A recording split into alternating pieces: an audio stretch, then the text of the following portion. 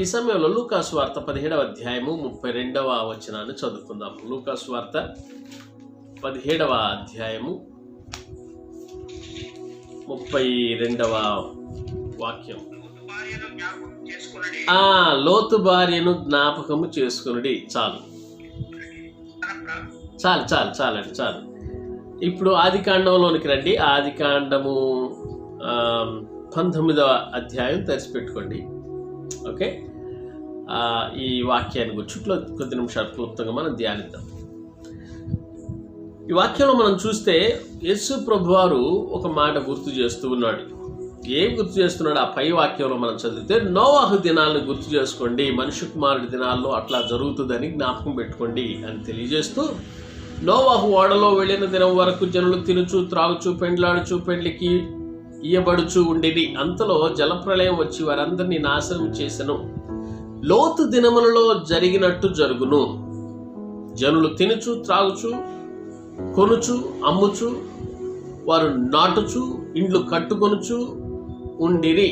అయితే లోతు సొదొమను విడిచిపోయిన దినమున ఆకాశము నుండి అగ్నిగంధకములు కురిసి వారందరినీ నాశనము చేసెను.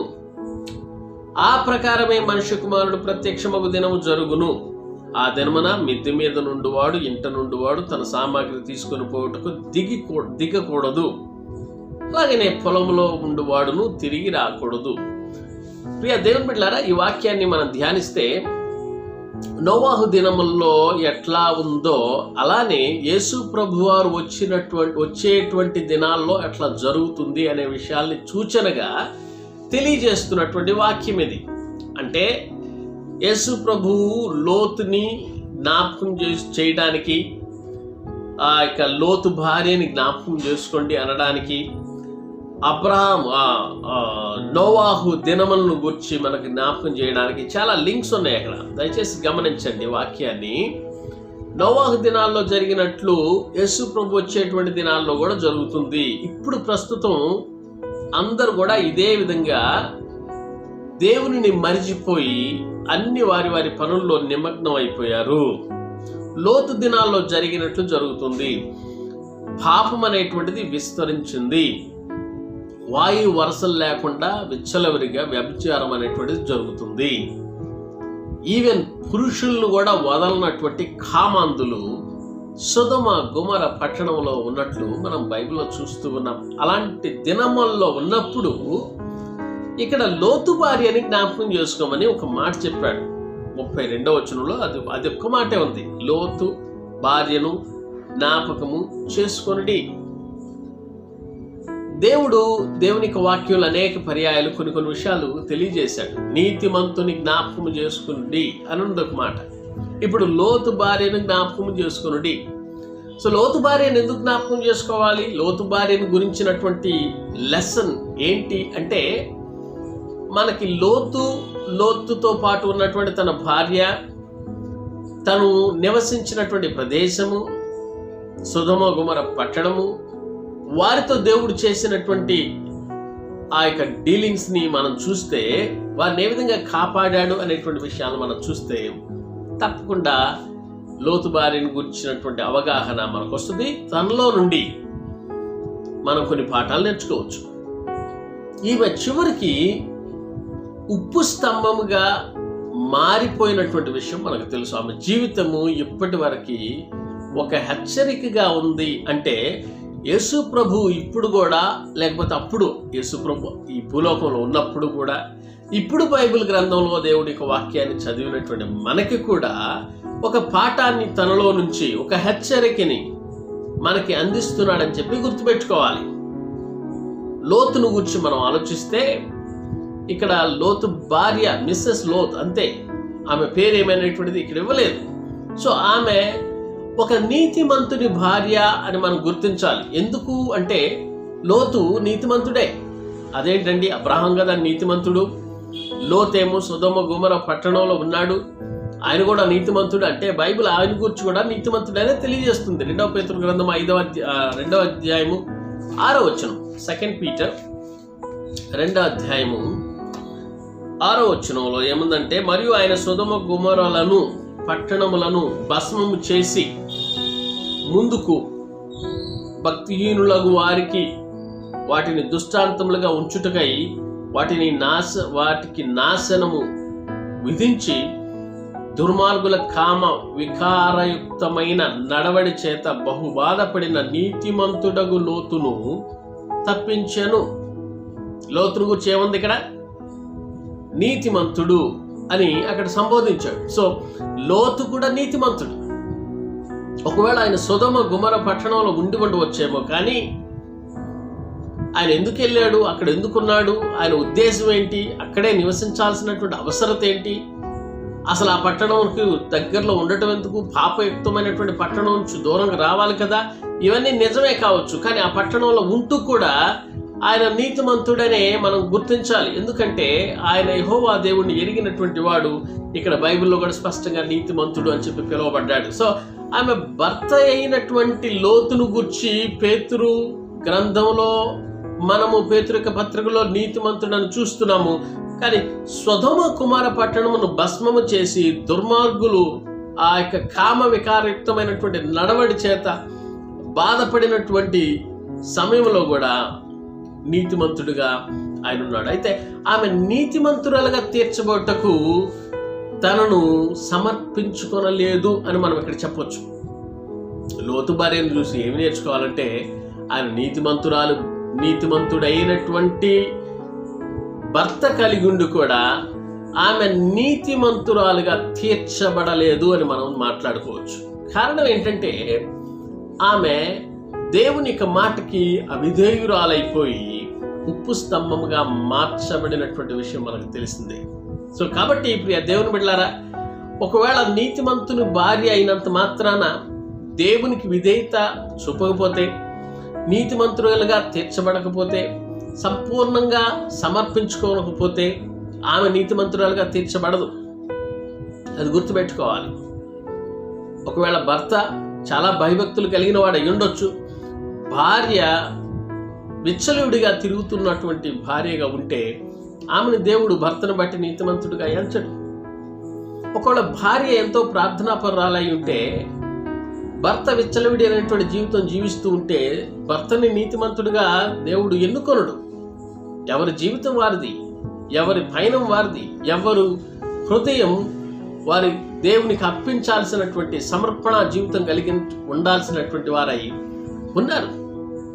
అంతేగాని మనకి ఎవరో చేసినటువంటి కార్యాలను బట్టి మనం నీతిమంతులుగా తీర్చబట్టామనేటువంటిది మనము ఆలోచించకూడదు. బైబిల్ ప్రకారంగా ఆమె నీతిమంతురాలుగా తీర్చబడటకు సంపూర్ణంగా సమర్పించుకోలేదని మనం చెప్పుకోవచ్చు. నీతిమంతుని భార్య అయినప్పటికీ కూడా. ప్రియ స్నేహితుడా, దేవుని బిడ్డ, దేవుని వాక్యాన్ని వింటున్నటువంటి నీవు ఒకవేళ నీతిమంతుని కుటుంబంలో ఉండి విడిచిపెట్టబడేటువంటి పరిస్థితి వస్తే, రేపు యేసు ప్రభువు రానయ్యున్నాడు. నోవాహు దినాల్లో ఎన్నిసార్లు చెప్పినా, ఎన్నిసార్లు గద్దించినా వినకుండా ఉన్నటువంటి ఆ ప్రజలు దేవుడు ఓడను చేసి ఓడలోకి పంపించాల్సినటువంటి విధంగా నోవాహు కుటుంబాన్ని ఓడలోకి పంపించి వేసి, ఆ తర్వాత డోర్స్ ఆ యొక్క ఓడ యొక్క తలుపులు మూసివేశాడు. అందరూ కూడా వర్షం వస్తూ ఉంటే వర్షంలో మునిగిపోతూ అరుస్తూ ఉన్నారు. ప్రయోజనం ఏమి లేకుండా పోయింది. నీతిమంతుడైనటువంటి నోవాహుని, తన కుటుంబాన్ని దేవుడు రక్షించాడు. ప్రియ స్నేహితుడా, దేవుని బిడ్డ, ఒకవేళ నీతిమంతులుగా ఉన్నటువంటి కుటుంబంలో, విశ్వాసులుగా ఉన్నటువంటి కుటుంబంలో, విశ్వాసిగా ఉండి ప్రార్థనా పరురాలైనటువంటి కుటుంబంలో ఉండి నీవు భర్తగా గ్రహించలేదంటే నీవు నీతిమంతుడిగా తీర్చబడలేదు, లేకపోతే నీ సమర్పణ జీవితం లేదు. ఒకవేళ నీతిమంతుడి యొక్క గృహంలో ఉండి భార్యగా నీతిమంతురాలుగా ఉండలేదు అంటే నీవు సమర్పించుకోలేదనేటువంటి లెక్కే. ఒకవేళ భార్య భర్తలిద్దరూ దేవుని సన్నిధిలో బాగా ప్రార్థన చేస్తూ ఉండి పిల్లలు విడిచిపెట్టబడేటువంటి పరిస్థితుల్లో ఉన్నారంటే వాళ్ళు ఇంకా సమర్పించుకోలేదని అర్థం. స్నేహితులారా, వాక్యాన్ని వింటున్నారా? దేవుని బిడ్డలారా, నీతిమంతుడైన భార్య, లోతు భార్య విడిచిపెట్టబడింది. ఆమె ఇంకా ఏం చేసిందో తెలుసా? 19వ అధ్యాయం 3వ వచనంలో చదవండి. ఆదికాండం 19వ అధ్యాయం 3వ వచనం చదివితే, అతడు మిక్కిలి బలవంతము చేసినప్పుడు వారు అతని తట్టు తిరిగి అతని ఇంట ప్రవేశించిరి. అతడు వారికి విందు చేసి పొంగని రొట్టెలు కాల్చగా వారు భోజనం చేసిరి. దేవుని బిడ్డలారా, ఆతిథ్యం ఇచ్చినటువంటి స్త్రీగా కూడా మనం చెప్పుకోవచ్చు. ఆతిథ్యం ఇచ్చింది అంటే లోతు ఇక్కడ పొంగని రొట్టెలు చేసినట్టు కాదు అక్కడ అర్థం. లోతు భార్య ఇద్దరు కలిసి ఆతిథ్యాన్ని ఇచ్చారు. వాళ్ళ పిల్లలు సహాయం చేశారు. అంతకుముందు శారమ్మ కూడా అబ్రహాము తన యొక్క భార్య ఎంతో ఆతిథ్యాన్ని ఇచ్చింది. ఆతిథ్యం ఇవ్వడం, దేవుని సేవకులకి ఆతిథ్యం ఇవ్వడం మంచిదే. అంటే సొదొమ గొమొర్రాలో ఉంటున్నప్పటికీ కూడా నీతిమంతులుగా ఉన్నారు. లోకంలో ఉంటున్నప్పుడు కూడా నీతిమంతులుగా ఉండవచ్చు. సొదొమ గొమొర్రా అనేటువంటి పాపయుక్తమైనటువంటి ప్రదేశంలో ఉంటున్నప్పటికీ కూడా దేవుని సేవకుల్ని ఎట్లా గౌరవించాలో, ఎలా ఆతిథ్యం ఇవ్వాలో ఆమెకు తెలుసు, లోతు భార్యకి తెలుసు. కనుక ఆమె ఆ యొక్క మంచి రొట్టెలు చేసి పెట్టింది. ఎంత ధన్యత! అయితే ఆతిథ్యం కంటే విధేయత శ్రేష్టమని గుర్తించలేకపోయింది. ఆతిథ్యం కంటే విధేయత, దేవుని యొక్క మాట వినటం శ్రేష్టం అని గుర్తించలేకపోయింది. ప్రియ స్నేహితులారా, ఇక్కడ మనం నేర్చుకోవాల్సిన పాఠం ఏంటో తెలుసా? ఆతిథ్యం వేయడం మంచిదే, ఆదరించటం మంచిదే, అనేక మందిని చేరదీసుకోవడం మంచిదే. మనకు ఒకవేళ డబ్బులు ఎక్కువ ఉంటే ఈవెన్ పేదవాళ్ళకి సహాయం చేయటం మంచిదే, కాదంటలేదు.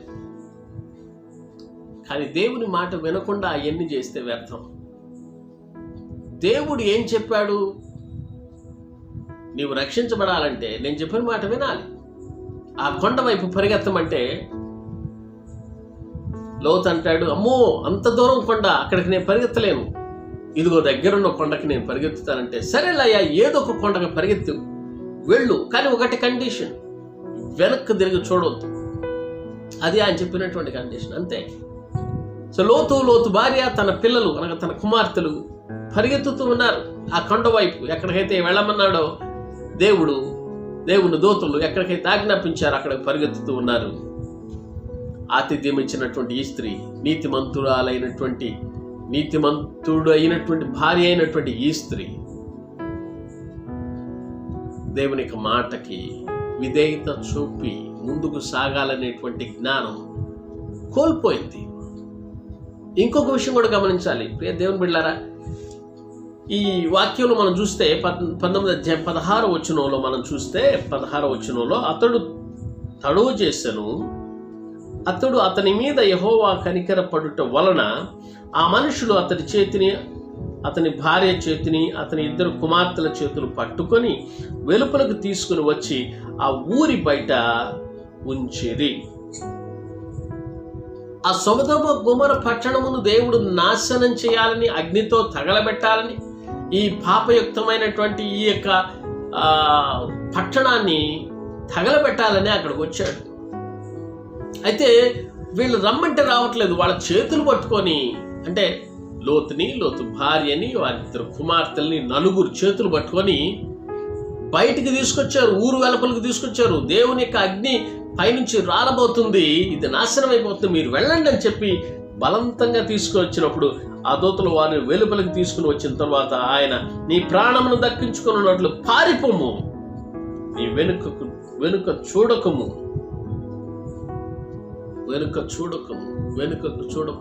Don't turn back, go forward, నీ వెనక చూడకు. సో ఇక్కడ గ్రహించాల్సింది ఏంటంటే, వాళ్ళు తీసుకొచ్చారు, ఓకే, సొదొమ గొమొర్రా పట్టణం నుంచి బయటకు కూడా వచ్చింది.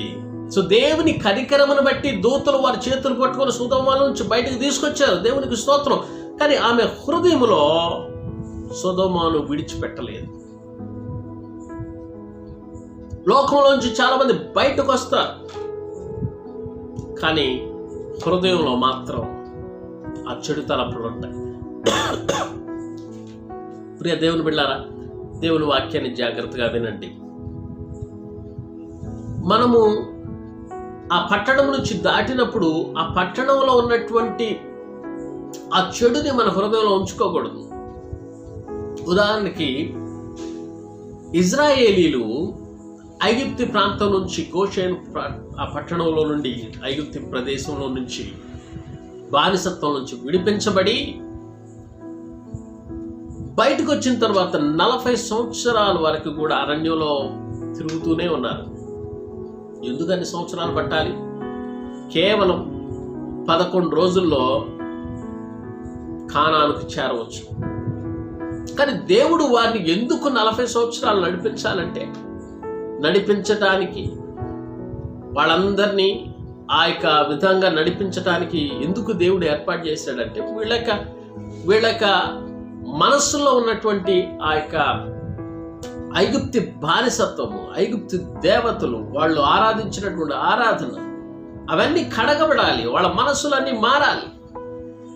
చివరికి ఇద్దరే, బిగినింగ్ నుంచి ఎండ్ వరకు ఉన్నటువంటి వాళ్ళు ఇద్దరే, యెహోషువ, కాలేబు. మిగతా వాళ్ళందరూ కూడా మధ్యలోనే అరణ్య ప్రయాణంలోనే రాలిపోయారు. దేవుని బిడ్డలారా, దేవుని యొక్క వాక్యాన్ని గ్రహిస్తున్నప్పుడు మనం గ్రహించాల్సింది ఏంటంటే మన లైఫ్ ఏంటి, మనం ఎట్లా ఉండాలి, మనం ఎట్లా వెళ్ళాలి ముందుకనేటువంటిది గ్రహించాలి.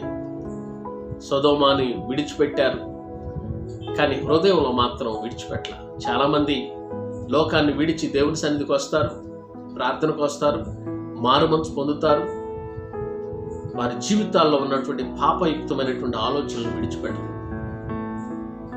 అంతకుముందు జీవించినటువంటి ఆ బ్రతుకుని ఇంకా విడిచిపెట్టరు. వ్యభిచారపు చేష్టలు ఒకవేళ చేసి మారు మనసు పొందితే ఆ యొక్క వ్యభిచారపు తలంపుల్ని, ఆ చేష్టల్ని వారు విడిచిపెట్టరు. ఒకవేళ దొంగతనం చేసి, రవిడీజం చేసి మారు మనసు పొంది దేవుని దగ్గరకు వచ్చిన తర్వాత కూడా మరలా ఏదో ఒక సందర్భంలో నా యొక్క పూర్వపు స్థితిని బయటికి తీసుకొస్తానని ఛాలెంజ్ చేస్తూ ఉంటారు. విడిచిపెట్టాలి. వీళ్ళందరూ విడిచిపెట్టి ఆ కొండవైపు పరిగెత్తుతున్నారు. వెనక్కి చూడొద్దని చెప్పిన మాట విన్నారు, కానీ ఏమక మాత్రం వెనక్కి చూడకూడదు అన్నటువంటి విషయం అంతుబట్టలేదు, మాట వినలేదు, వెనక్కి తిరిగి చూసేసింది. బహుశా పరిగెట్టేటప్పుడు అందరూ ఒకవేళ జాగింగ్ చేస్తూ, రన్నింగ్ చేస్తూ అలసిపోయి పరిగెత్తుతూ ఉంటే బహుశా లోతు ముందుకు పరిగెత్తుతున్నాడేమో, తర్వాత లోతు భార్య పరిగెత్తుతుందేమో, పిల్లలు పరిగెత్తుతున్నారేమో. స్లోగా నడక లేకపోతే పరుగు అనేటువంటిది తగ్గించేసింది. ఈ పిచ్చోడిని పెళ్లి చేసుకున్నాను, ఆయనతో పాటు నేను పరిగెత్తుతున్నాను, నాతో పాటు నా పిల్లలు పరిగెత్తుతున్నారు, నా ఇల్లు ఏం కావాలి, బీరువా ఏం కావాలి, దానిలో ఉన్న బట్టలు ఏం కావాలి, మంచి పట్టు శారీలు ఏం కావాలి, నగలు ఏం కావాలని ఆలోచించిందేమో. వాళ్ళెవరో పిచ్చోళ్ళు వచ్చేసి నా ఇల్లు ఆక్రమించుకోవడానికి ప్లాన్ చేసి ఒకవేళ చెప్తున్నారేమో. దేవుని తలంపులు, దేవుని ఉద్దేశాలు, దేవుడే కార్యం చేస్తున్నాడు అనేటువంటిది గ్రహించలేకపోయింది. దేవుని బిడ్డలారా, ఈరోజు దేవుడు వాక్యాన్ని నీ జ్ఞాపకం చేస్తుంది ఏంటో తెలుసా? నీవు కూడా ఒకవేళ నీతిమంతుని యొక్క భార్య వలె ఉండి నీతిని కలిగి లేకపోతే, నీతిని కలిగి ఉండటం కోసం దేవుడు హెచ్చరిక చేస్తూ ఉన్నాడు. కుటుంబంలో అందరూ ప్రార్థనా పరులై ఉండి ఎన్నిసార్లు నీకు చెప్పినా దేవుని సన్నిధిలో దేవుని నమ్ముకోమని వ్యతిరేకంగా నీవు ఉంటే దేవుడు నీతో మాట్లాడుతూ ఉన్నాడు. ఒకవేళ నీ కుటుంబంలోనే అట్లాంటి పరిస్థితి ఉంటే, లోతు భార్యని హెచ్చరిక చేసినటువంటి దేవుడు ఈరోజు నిన్ను కూడా హెచ్చరిక చేస్తూ ఉన్నాడు. నీ కుటుంబంలో అందరూ మారు మనసు పొందాలి, నీ కుటుంబంలో అందరూ దేవుడి దగ్గరికి రావాలి. ఎవరు కూడా ఆ యొక్క అగ్ని గంధకముల చేత నరకములో నశించిపోవడం దేవునికి ఇష్టం లేదు. సొదొమ గొమొర్రా పట్టణం మీద అగ్ని కురిపించినటువంటి విధంగా మనము రేపో మాపు దేవునికి రాకడని ఎదుర్కొనకపోతే, మనం సిద్ధపడకపోతే, అదే విధంగా అగ్నిలో కాలేటువంటి పరిస్థితి వస్తుంది. నీ బంధువులు, నీ యొక్క మిత్రులు, నీ యొక్క భర్త, నీ భార్య, నీ పిల్లలు అందరూ కలిసి దేవునికి సన్నిధిలో పరలోకంలో ఆయనకి ప్రేమను, నిత్యత్వమైనటువంటి ఆ యొక్క పరలోకంలో అనుభవించాలని నీకు లేదా? ఒకవేళ అలాంటి పరిస్థితి వస్తుందేమో, ఇప్పుడు దేవుడు హెచ్చరిక చేస్తూ ఉన్నాడు. నీ పిల్లల కోసం కన్నీళ్లు గార్చి ప్రార్థన చేయి, నీ భర్త కోసం కన్నీళ్లు గార్చి ప్రార్థన చేయి, నీ భార్య కోసం కన్నీళ్లు గార్చి ప్రార్థన చేయి. ఎంతవరకు వచ్చి దూతలు బతిమలాడి బయటికి తీసుకొస్తారు. ఎంతవరకు దేవుని సేవకులు నిన్ను ముందుకు నడిపిస్తూ ఉంటారు. దేవుని యొక్క మాట వినటం శ్రేష్టం, ఆయన వాక్యానుసారంగా నడవటం అనేటువంటిది శ్రేష్టం. ప్రియ దేవుని బిడ్డలారా, ఆమె వెనక్కి తిరిగింది, ఉప్పు స్తంభం అయిపోయింది. ఇప్పటికీ కూడా ఆ ఉప్పు స్తంభం సాక్షిగా అలా నిలబడిపోయింది. ఒకవేళ ఇజ్రాయెల్ దేశం వెళితే మీకు అక్కడ కనిపిస్తుంది ఆ యొక్క ఉప్పు స్తంభం. నెట్లో కొట్టి చూడండి ఉప్పు స్తంభం ఎట్లా ఉందో. ఈరోజు కూడా దేవుడు ఆ వాక్యం ద్వారా, ఆ సంభవం ద్వారా దేవుడు మాట్లాడుతున్నాడు. అందుకే యేసు ప్రభు ఉన్న కాలంలో వీళ్ళకి చెప్తున్నాడు లూకాసు వార్త 17:32 లోతు భార్యను జ్ఞాపకం చేసుకోండి. ఎందుకు జ్ఞాపకం చేసుకోవాలండి? నీతిమంతుని జ్ఞాపకం చేసుకుంటే మంచిది, కానీ ఇప్పుడు ఈమెను కూడా జ్ఞాపకం చేసుకోమంటున్నాడు. ఎందుకంటే మనకు ఒక హెచ్చరికగా దేవుడు ఇస్తూ ఉన్నాడు. మన ప్రవర్తన విషయం అయితేమి, మోసకరమైనటువంటి దురాలోచనల వల్ల చెడిపోయినటువంటి ఒకవేళ స్వభావం అయితేమి, వాటిని వదులుకొని నవీన స్వభావం, నూతనమైనటువంటి స్వభావం, ఆయన చిత్తానుసారమైనటువంటి నడవడిక మనం కలిగి ఉండాలి. ప్రియ దేవుని బిడ్డలారా, చివరిగా ఒక వాక్యం చదివి నేను ముగిస్తాను. ఎఫెసీయులకు రాసిన పత్రిక 4:23 ఎఫెసీయులకు రాసిన పత్రిక 4:23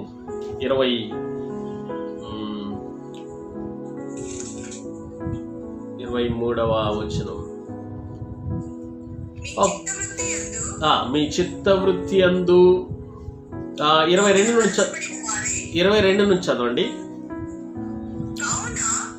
కావున మునిపటి ప్రవర్తన విషయంలోనైతే మోసకరమైన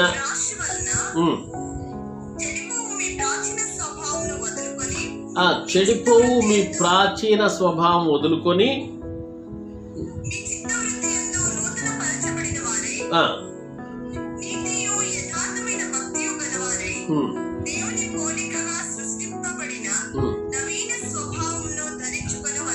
ప్రైజ్ ద లార్డ్, హల్లెలూయా.